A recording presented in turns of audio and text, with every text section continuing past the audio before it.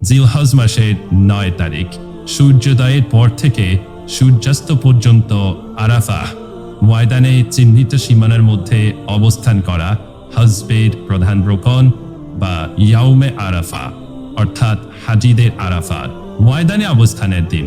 এই দিনকেই আরাফার দিন বলা হয়। পৃথিবীর বিভিন্ন দেশ থেকে মুসলমানরা এদিন আরাফাতের ময়দানে সমবেত হন। আরাফার দিনের ফজিলত ও তাৎপর্য অপরিসীম। এদিন মুসলমানদের জন্য ঈদের দিন, আল্লাহর পক্ষ থেকে রহমত এবং গুনাহ থেকে পরিত্রাণের দিন হিসেবে ঘোষণা দেওয়া হয়েছে। আরাফা শব্দের অর্থ হলো চেনা, জানা, পরিচয় লাভ করা, অবহিত হওয়া, স্বীকার করা, স্বীকৃতি দান করা ইত্যাদি। হযরত আদম আলাইহিসসালাম এবং হাওয়া আলাইহিসসালাম জান্নাত থেকে পৃথিবীতে আগমনের সময় দুজন পৃথক দুই স্থানে অবতরণ করেছিলেন। দীর্ঘদিন পর এই দিনে আরাফার পাহাড়ের কাছে তাদের পরস্পরের পরিচয় হয়। এ থেকেই আরাফা শব্দের উৎপত্তি। আরাফা ময়দানের অবস্থান মক্কা থেকে 15 মাইল পূর্বে তাইফের পথে অবস্থিত এক মরু ময়দানের নাম আরাফাত। মক্কা নগরীর পূর্বে জাবালি রহমতের পাদদেশে হেরেমের সীমানার বাইরে অবস্থিত। তা দৈর্ঘ্যে 2 কিলোমিটার এবং প্রস্থেও 2 কিলোমিটার। তা 3 দিক দিয়ে পাহাড় বেষ্টিত। এর দক্ষিণ পাশ ঘেঁষে রয়েছে মক্কা হাদাহ তায়েফ রিং রোড।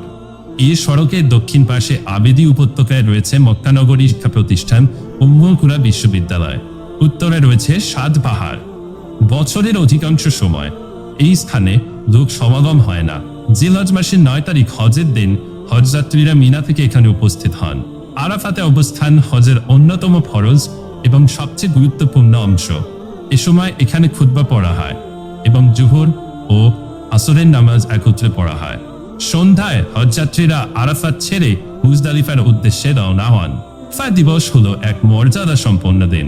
এ দিনটি অন্যান্য অনেক ফজিলত সম্পন্ন দিনের চেয়ে বেশি মর্যাদার অধিকারী।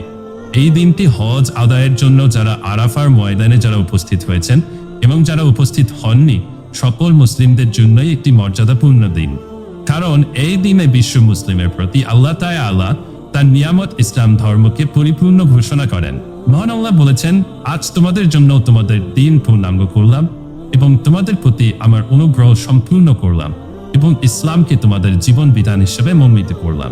ইহুদিরা ওমর রাদিয়াল্লাহু আনহুকে বলল যে, আপনারা এমন একটি আয়াত তিলাওয়াত করে থাকেন যে যদি সেই আয়াতটি আমাদের উপর নাজিল হতো তাহলে আমরা সেই দিনটিকে ঈদ হিসেবে উদযাপন করতাম। উমর রাদিয়াল্লাহু আনহু এই কথা শুনে বললেন, আমি জানি কখন তা অবতীর্ণ হয়েছে, কোথায় তা অবতীর্ণ হয়েছে, আর অবতীর্ণ হওয়ার সময় রাসূল সাল্লাল্লাহু আলাইহি ওয়াসাল্লাম কোথায় ছিলেন। হ্যাঁ, সেই দিনটি হলো আরাফার দিবস। আল্লাহর শপথ, আমরা সেদিন আরাফার ময়দানে ছিলাম। আর আয়াতটি হলো, আজ তোমাদের জন্য তোমাদের দিন পূর্ণাঙ্গ করলাম এবং তোমাদের প্রতি আমার অনুগ্রহ সম্পূর্ণ করলাম এবং ইসলামকে তোমাদের জীবন বিধান হিসাবে মনোনীত করলাম। সহিহ বুখারী 4006 বান্দাদেরকে গুনাহমুক্ত হওয়ার জন্য যে সমস্ত দিবস দান করেছেন সে সমস্ত দিনগুলোর মধ্যে ইয়াউমে আরাফা অন্যতম একটি দিন। আরাফাত দিবস অত্যন্ত মহিমান্বিত ও মর্যাদাপূর্ণ একটি দিন। আল্লাহ তাআলা বলেন, আর কসম সাক্ষ্যদাতার এবং যার ব্যাপারে সাক্ষ্য দেওয়া হবে তার। ওই আয়াতে এই দিনকে বলা হয়েছে এবং এর কসম খাওয়া হয়েছে। প্রিয় নবীজি সাল্লাল্লাহু আলাইহি ওয়াসাল্লাম কে আরাফাতের দিন হিসেবে চিহ্নিত করেছেন? তিরমিজি। আরাফার দিনটি ইসলামে এত মর্যাদাপূর্ণ যে রাসূলুল্লাহ সাল্লাল্লাহু আলাইহি ওয়াসাল্লাম এটাকে ঈদের দিন হিসেবে উল্লেখ করেছেন। হযরত উকবা বিন আমির রাদিয়াল্লাহু আনহু থেকে বর্ণিত, রাসূলুল্লাহ সাল্লাল্লাহু আলাইহি ওয়াসাল্লাম বলেছেন, আরাফাতের দিন, কুরবানির দিন এবং তাশরিকের দিনগুলো হচ্ছে ইসলামে আমাদের ঈদের দিন। এই দিনগুলো হচ্ছে আনাহারের দিন, সুনান আবু দাউদ 2421, ক্ষমা পাওয়ার ময়দান হিসেবেও পরিচিত। শূন্য মস্তকে সেলাইবিহীন বস্ত্র পরিহিত লাখো লাখো আল্লাহ প্রেমিকের কান্নার আওয়াজ এদিন আকাশে বাতাসে প্রতিধ্বনিত হয়ে ওঠে। লাব্বাইকা লাব্বাইকা আল্লাহুম্মা লাব্বাইক। হে প্রভু, বান্দা হাজির। বান্দা হাজির বলে আল্লাহর ঘরে হাজিরা দানকারী। আল্লাহ প্রেমিকরা এদিন আরাফাতের ময়দানে সমবেত হয়ে চোখের পানিতে বুক ভাসিয়ে রাব্বুল আলামিনের দরবারে কাতর হয়ে ফরিয়াদ জানান। 10ম হিজরি সনে এই ময়দানে প্রিয় নবী হযরত মুহাম্মদ সাল্লাল্লাহু আলাইহি ওয়াসাল্লাম হজ উপলক্ষে তার শেষ ভাষণ দিয়েছিলেন। ইসলামের ইতিহাসে যা বিদায় হজের ভাষণ হিসেবে পরিচিতি লাভ করেছে। আরাফা দিবসে রোজা 2 বছরের কাফারা। সাহাবী আবু কাতাদাহ রাদিয়াল্লাহু আনহু থেকে বর্ণিত যে রাসূলুল্লাহ সাল্লাল্লাহু আলাইহি ওয়াসাল্লামকে আরাফা দিবসের সম সম্পর্কে জিজ্ঞেস করা হলে তিনি বলেন, ইহা বিগত ও আগত বছরের গুনাহের কাফফারা হিসেবে গ্রহণ করা হয়ে থাকে। সহিহ মুসলিম 1163। আদায় যারা মক্কায় অবস্থিত তারা মিনা থেকে এসে আরাফাতের সীমায় অবস্থান করবে।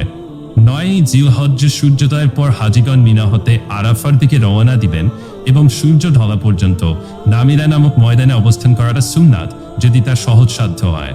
যেখানেই অবস্থান করুন কিবলামুখী হয়ে বসবেন। সম্ভব হলে জাবালাই রহমাত নামক পর্বতকে সামনে রেখে কিবলামুখী হয়ে বসবেন।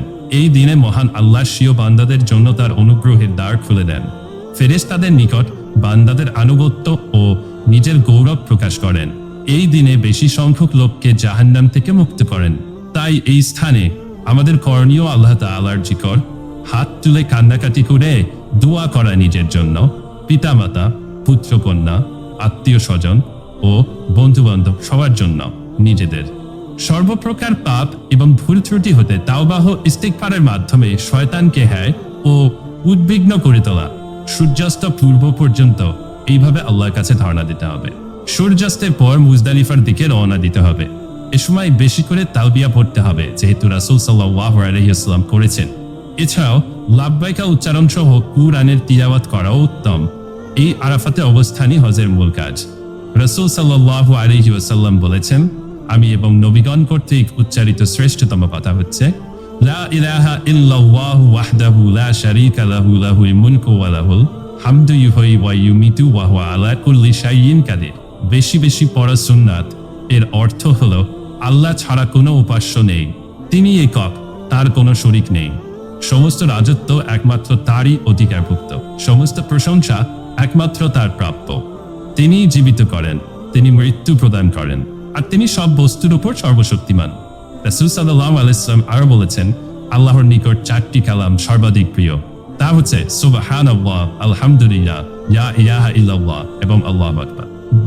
আগুলো অন্তরে ভয় ভীতি এবং নরম দিলে খুব বেশি করে মনোযোগ সহকারে পাঠ করতে হবে। রাসূল সাল্লাল্লাহু আলাইহি ওয়াসাল্লাম দোয়াগুলো 3 বার করে পড়তেন। এদিন ফজরের নামাজের পর যে যেখানে থাকবে সেখানে থাকা অবস্থায় তাকবীরে তাশরিক পড়া। তাকবীরে তাশরিক 13 জিলহজ আসর পর্যন্ত পড়াও ওয়াজিব। তাকবীরে তাশরিক হলো আল্লাহু আকবার, আল্লাহু আকবার, লা ইলাহা ইল্লাল্লাহু আল্লাহু আকবার, আল্লাহু আকবার, ওয়ালিল্লাহিল হামদ।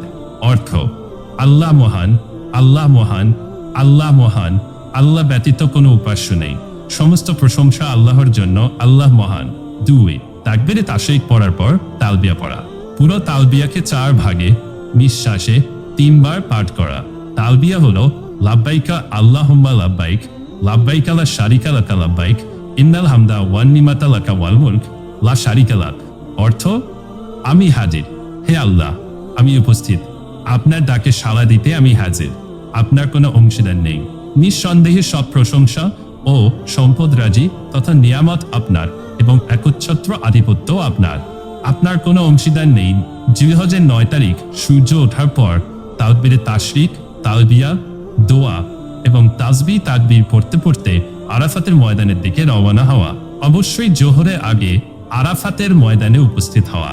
5 আরাফাতের ময়দানে জাবালে রহমতের কাছাকাছি অবস্থান করা উত্তম।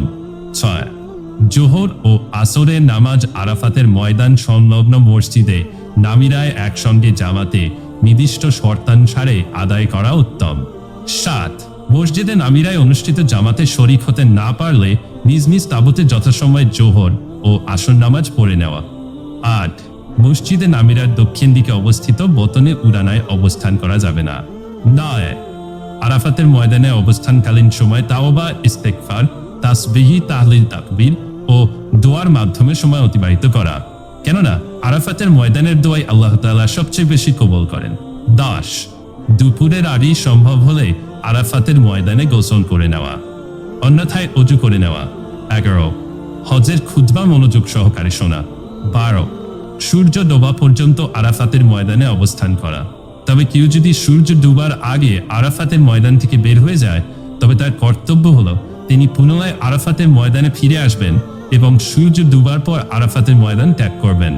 ফিরে না আসলে ওই ব্যক্তির জন্য দম বা কোরবানি আবশ্যক হয়ে যাবে। 13 আসর থেকে মাগরিব পর্যন্ত সময় বেশি বেশি তাওবা, ইস্তিগফার ও দোয়া করা। 14 সূর্য ডোবার পরপরই মাগরিব না পড়ে মুজদালিফার উদ্দেশ্যে তালবিয়া পড়তে পড়তে আরাফাতের ময়দান ত্যাগ করা। 15 আরাফাতের ময়দান ত্যাগ করার সময় মুজদালিফায় না পৌঁছে রাস্তায় মাগরিবের নামাজ পড়া যাবে না। মুজদালিফায় পৌঁছে এক আজান ও আলাদা আলাদা ইকমামতে মাগরিব ও ঈশার নামাজ আদায় করা।